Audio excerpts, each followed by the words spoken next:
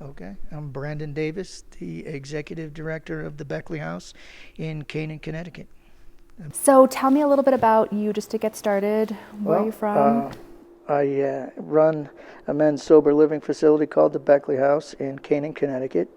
It's in a very nice little pocket of New England. It's almost like a little recovery mecca. We're there, CMC Berkshire's Mountainside Treatment Center, High Watch is there. So, a bunch of little places to like come and get clean and sober and learn how to live the sober life. Our house is a very simple 12-step immersion working house. We do have outpatient care available, full line of outpatient care available a mile down the road at Mountainside, of course, and also through the McCall Foundation, which is about 3 doors down from us. Between the two of them, you can get just about any outpatient care you would care to get.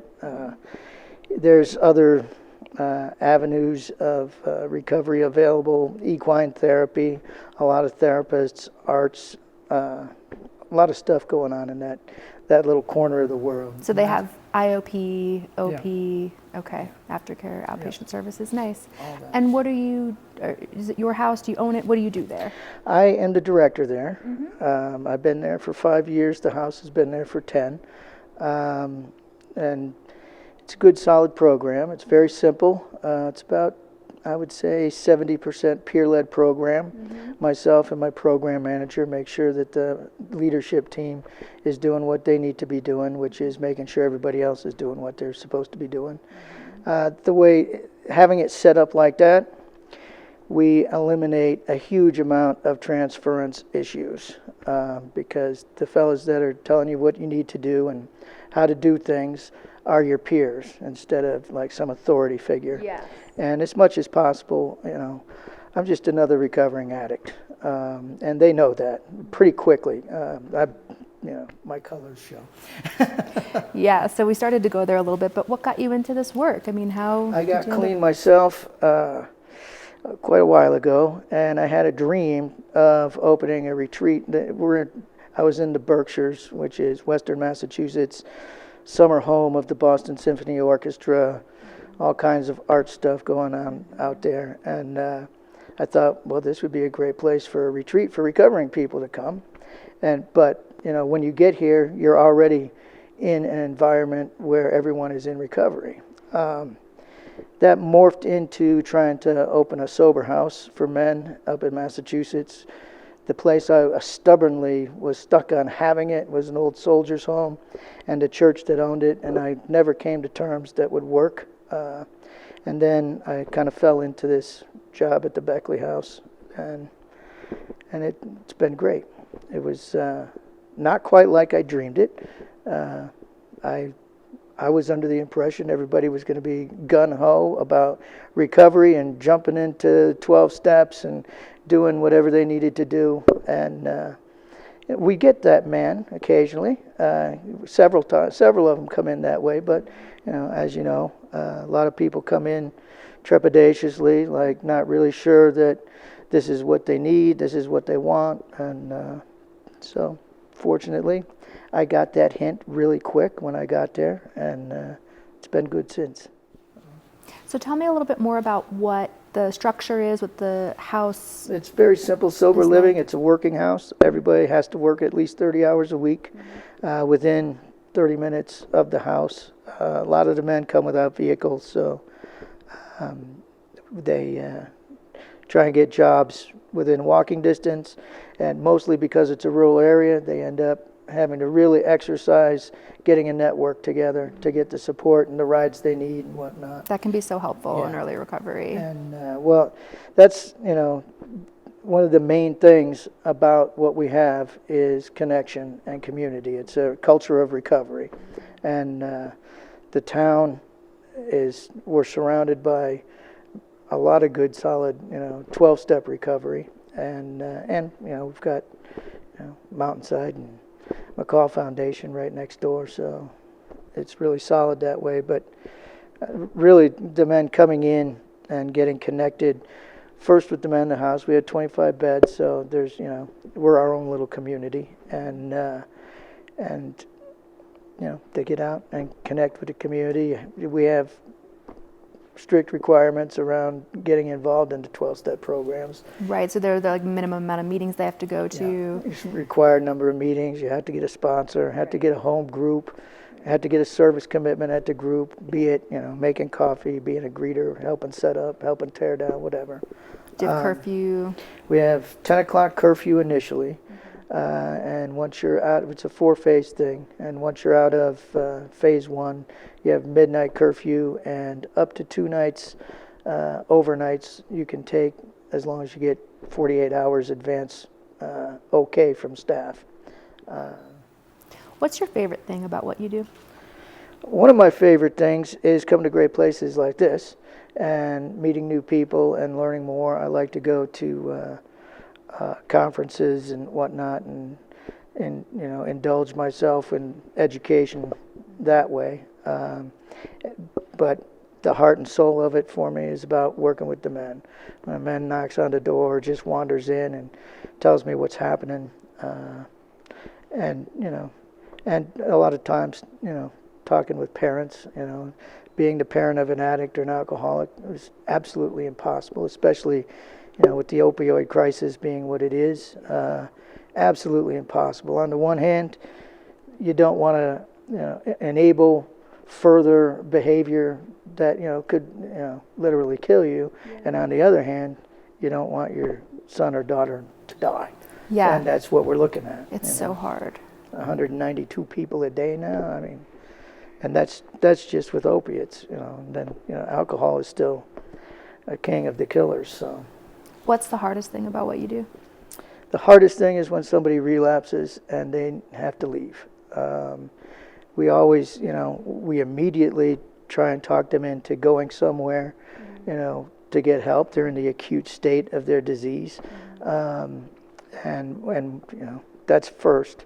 And if they're not interested, that's the hardest thing, because they're grown men, and it's while they are under the influence, it's still their choice, and you can't force anything on. So that's the hardest part. Yeah, for sure. So how do most people find their way to you? Do you get a lot of referrals from treatment centers? I get mostly referrals from treatment centers. Occasionally, we get local referrals because we've been there for 10 years, so people know we're there, and people in the AA and NA community know us, and if they have a loved one or a friend, they'll refer them our way. Mostly from treatment centers, and occasionally a detox. We don't have anything clinical going on. We're strictly sober living. Mm-hmm. So first thing is we want to make sure somebody is stable. That's the absolute must, detoxification wise. And then my philosophy is get as much help as you can for as long as you can with whatever resources you have available. So I like that philosophy. Yeah, that's what I did, and it worked for me. So. Mm-hmm. Yeah, we get a lot of people who come into treatment and already want to set limits on how long they're willing to stay and what they're willing to do. And we find ourselves doing a lot of that, saying, this is your chance. Yeah, absolutely. It's a drop in the bucket. You look at your life. Mm-hmm. This is 6 weeks, 3 months, There was a fella in a detox up in Massachusetts. They had a long hallway with 1-foot square tiles, and he had taped all of the tiles going down the hallway. And when somebody would be, well, I can't take 30 days off and do this treatment thing, he'd say, look down the hall. You see the last tile down there?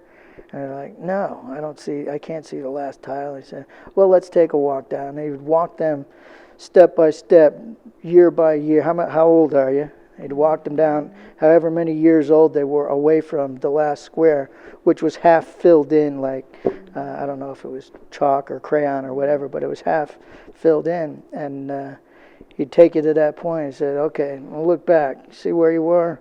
See all the time that's passed, this is what you're talking about. This Yeah. little half a square here. That's such a good idea. So I might steal that. I From thought that was whoever it is. brilliant. I wish I had a long hallway. Yeah, that's brilliant. Yeah. So it is tough. I was very resistant when they suggested I go to a halfway house. I had a good job, and my boss had held it already for 42 days till my insurance ran out, and they said, "We think you should go to a halfway house. What do you think?" I said, "Well, I think I want to go back to work and be a productive member of society like they talk about." And but then again, I've also learned that taking suggestions is going to be key if I want to, change my life around. So, all right, and I went, and thank God, got that hint about taking suggestions, and took that one. Do you guys have a minimum length of stay? We recommend a minimum 6 months. You are talking about changing the town you live in, maybe even the state you live in, getting a job, getting acclimated to the community, getting connected. So it's a fairly big step, and the more time in a safe environment away from your last drink or drug, the better. So we recommend a minimum of 6 months. If somebody, they can only see their way clear for like 3 months, it's still worth a conversation. Less than that, I try and refer them to somewhere that, maybe back home to an outpatient IOP, something like that, just to keep them on the path.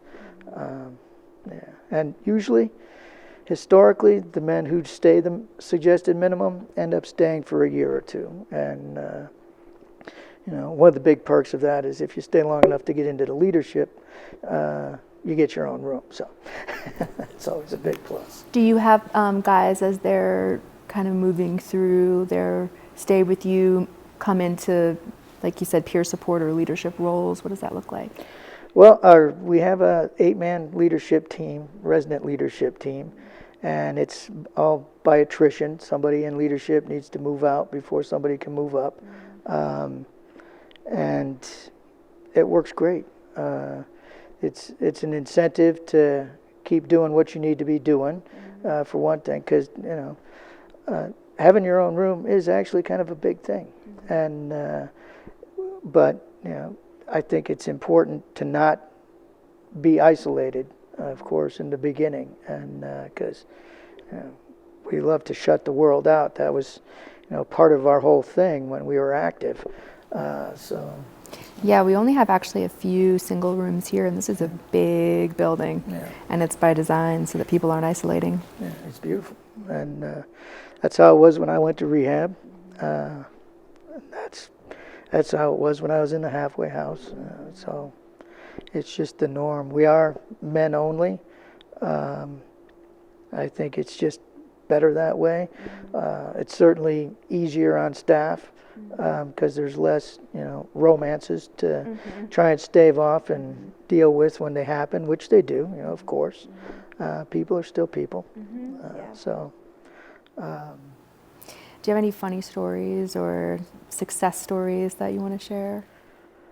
Well, we have a lot of success stories. We have several parents that, are still sending, we have one family that still sends a bunch of Dunkin' Donuts cards for whoever's still there every year. We have an alumni that, they love that the house is still there because, saved their lives, basically. And that's the great stories. And then we have people that are working in various rehabilitation places, and there's a couple other sober livings up in Massachusetts and south of us, and there, some of our guys are on staff there, and that's always exciting. And like if I go to a meeting at a treatment center, I see with some of my guys keeping an eye on everybody, and it's like, that's nice. That is nice. Yeah. Do you have an alumni program? No, we don't. I did start an alumni Facebook page so that everybody could keep in touch with each other a little bit, and hopefully encourage them to come back and visit once in a while, maybe come and sit in with a Wednesday house meeting or something like that, or just come and hang out. Come in, summertime, we play volleyball, and there's always an open invitation for alumni to come and hang out. So. That's great. I love that. That continuing connection makes it work. Well, thank you so much for talking with us today. You're talking quite with welcome. me. And I did want to say one other thing. In the 12-step fellowships, there's always been kind of a negative vibe about moving to a different place to start your recovery. And they call it the geographical cure. And they raise their eyebrow and roll their eyes when they say it.